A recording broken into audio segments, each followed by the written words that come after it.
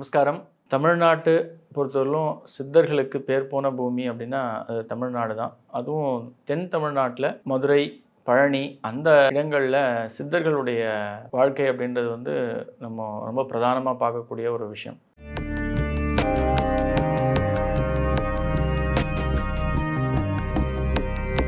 ரகசிய உண்மை நேயர்கள் அனைவருக்கும் என்னுடைய அன்பான வணக்கங்கள், வாழ்த்துக்கள். அடியார்கள் வாழ, ரங்கன் நகர் வாழ, சிறகோப்பந்தன் தமிழ் நூல் வாழ, கடல் சூழ்ந்த மண்ணுலகம் வாழ, மணவாள மாமுனியே இன்னும் ஒரு நூற்றாண்டு வாழியே. நிறைய சித்தர்கள் உண்டு இந்த தென் தமிழ்நாட்டில்.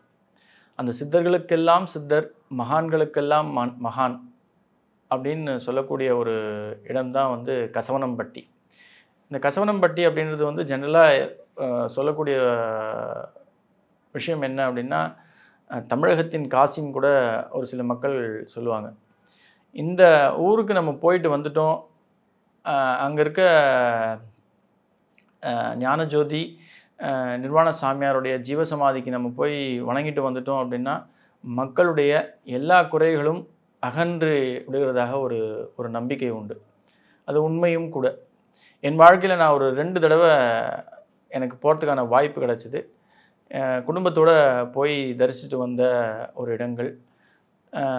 ஆக்சுவலாக கசவனம்பட்டி நம்ம திண்டுக்கல்லேருந்து பழனி போகக்கூடிய வழியில் கன்னிவாடி அப்படின்ற ஒரு இடத்திற்கு அங்கேருந்து ஒரு 2 கிலோமீட்டர் தொலைவிலேயே இந்த கசவனம்பட்டி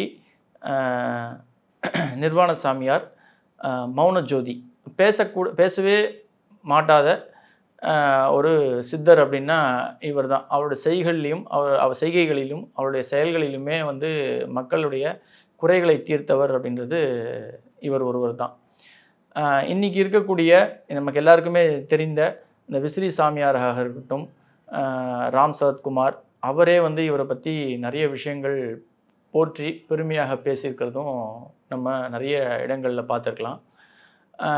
இவருக்கு சமகாலத்தில் வாழ்ந்த மாயம்மா சித்தர்னு சொல்ல முடியாது. அந்த அம்மா ஆக்சுவலாக ஒரு பெண் சுவாமி தான்.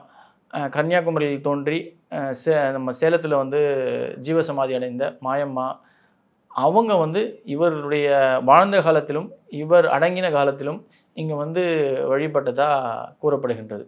அது உண்மையும் கூட. 1976 இவரை பார்க்குறதுக்கு நம்ம இந்து மதத்திலேயே பேர் போன கிருபானந்த வாரியார் வரார். அவர்கிட்ட முதல் 2 நாட்கள் பேசாமல் 3ஆவது நாள் தான் அவர்கிட்ட அவர் கொடுத்த உணவை இவர் வாங்கி உண்டதா ஒரு ஐதீகம்.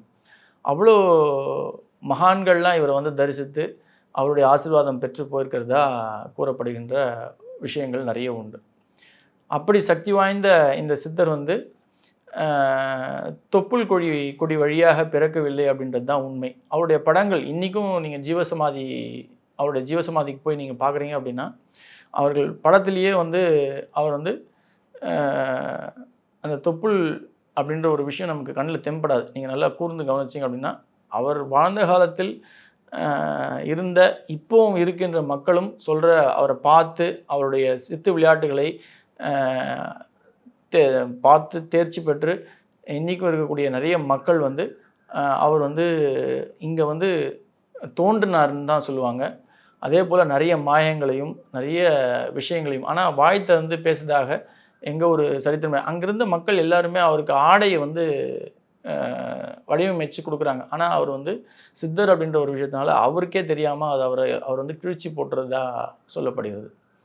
அவர் உணவு அப்படின்னு பார்த்தீங்க அப்படின்னா அவர் நிறைய இந்த டீ அப்படின்ற ஒரு டீ, காஃபி இந்த விஷயந்தான் உணவாக சாப்பிட்றதாகவும், அதே போல் சிகரெட் சுருட்டு பிடிக்கிறது அவருக்கு எந்நேரமும் பண்ணுவார். கிட்டத்தட்ட 50 டீ ஒரு நாளைக்கு சாப்பிடுவார் அப்படின்னு சொல்கிறாங்க. யார் எந்த மொழியில் பேசினாலும் அவர்களுடைய மொழியிலேயே அவர் திருப்பி பதில் கொடுப்பாராம்.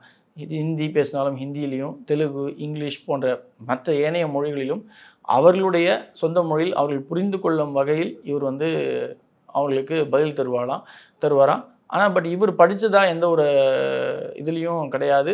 அவர் படிப்புக்கு எங்கேயும் பள்ளிக்கோ இல்லை எந்த ஒரு யூனிவர்சிட்டிக்கும் போய் யாரும் சொன்னதில்லை. இப்படிப்பட்ட சக்தி வாய்ந்த ஒரு மகானை சிலர் கடத்தி கொண்டு போகிறார்கள். ஆனால் அவர்கள் சேலத்தில் போய் அடைக்கும் பொழுது அவர் ஒரு தனி அறையில் பூட்டி வைக்கும் பொழுது அவர் அந்த சாவி மட்டும்தான் பூட்டுறாங்க. ஆனால் திருப்பி அவர் அதுக்கு அடுத்த நாளே காலையில் 5 மணிக்கு கசவனம்பட்டி வந்ததாக கூறப்படுகிறது. இவர் வந்து அந்த ஊரில் இருக்க மக்கள் எல்லாருமே இவர் வந்து சிவனுடைய சாட்சாத் அவதாரம் அப்படின்னு தான் சொல்கிறாங்க. அதனால தான் இவருக்கு வந்து இந்த தொப்புள் கொடி பிறப்பு அப்படின்றது இவர் கிடையாது அப்படின்னு சொல்கிறாங்க. இவர் வாழ்ந்த காலத்திலும் பெரிய அற்புதங்களையும் அதிசயங்களையும் பண்ணியிருக்கார் அப்படின்றது அங்கே வாழ்ந்த இன்றைக்கும் இருக்கின்ற மக்கள் வந்து கண்கூட அதை பார்த்த மக்கள் வந்து நிறைய பேர் சொல்கிறத நம்ம கண்கூட பார்க்க முடியும். இவர் அதிசயங்கள் அற்புதங்கள் அப்படின்னு சொல்லும்பொழுது இவர் ஒரு வண்டியில் ட்ராவல் பண்ணும்போது தகாத ஒரு மக்களோட ட்ராவல் பண்ணும்போது அவர் வண்டி முன்னாடி ஓட்டுறாங்க. ஆனால் அந்த வண்டி வந்து ரிவர்ஸ்டு தான் பின்னாடி வந்து இவருடைய இருப்பிடத்திற்கே வந்து நிற்கிறதா ஐதீகம். அதே மாதிரி கணக்கம்பட்டியில் இருக்கக்கூடிய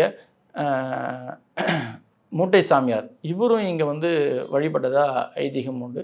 கசவனம்பட்டி சித்தர் பொறுத்தவரையிலும் ஏகப்பட்ட மகான்கள் வந்து வழிபட்டு நல்லாசை பெற்று வாழ்ந்ததாக ஐதீகமும் உண்டு. நான் ஏற்கனவே சொன்ன மாதிரி மாயம்மா அந்தம்மா ஆக்சுவலாக ஒரு பெண் சாமி தான். அவங்க இங்கே வந்து அவர் வாழ்ந்த காலத்திலும் அவர் இறந்து அவர் ஜீவசமாதி அடைந்த பிறகு அவருடைய சமாதியை வந்து வழிபட்டதாகவும் நிறைய விட்னஸ் பண்ணவங்க நிறைய பேர் சொல்லியிருக்காங்க.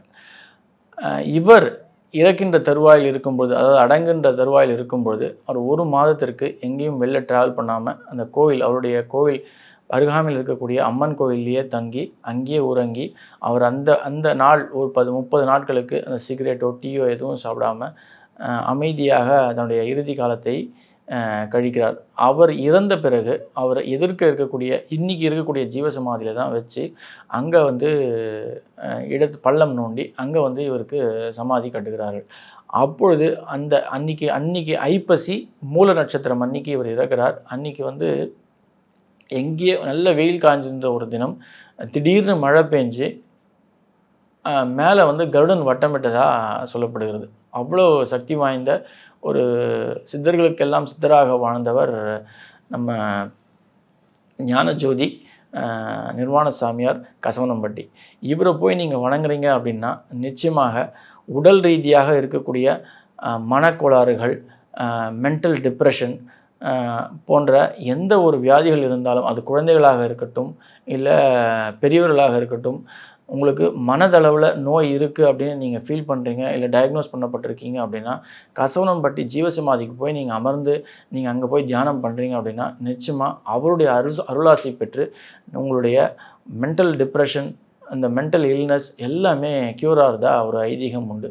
இங்கே மக்களுடைய பேச்சு அங்கே வழக்கம் என்ன அப்படின்னா, அங்கே வருகின்ற மக்கள் எல்லாருமே இவருக்கு பிடித்த அந்த சிகரெட் அப்படின்ற ஒரு விஷயத்தை எடுத்துகிட்டு வந்து அங்கே கொளுத்தி வைப்பாங்க.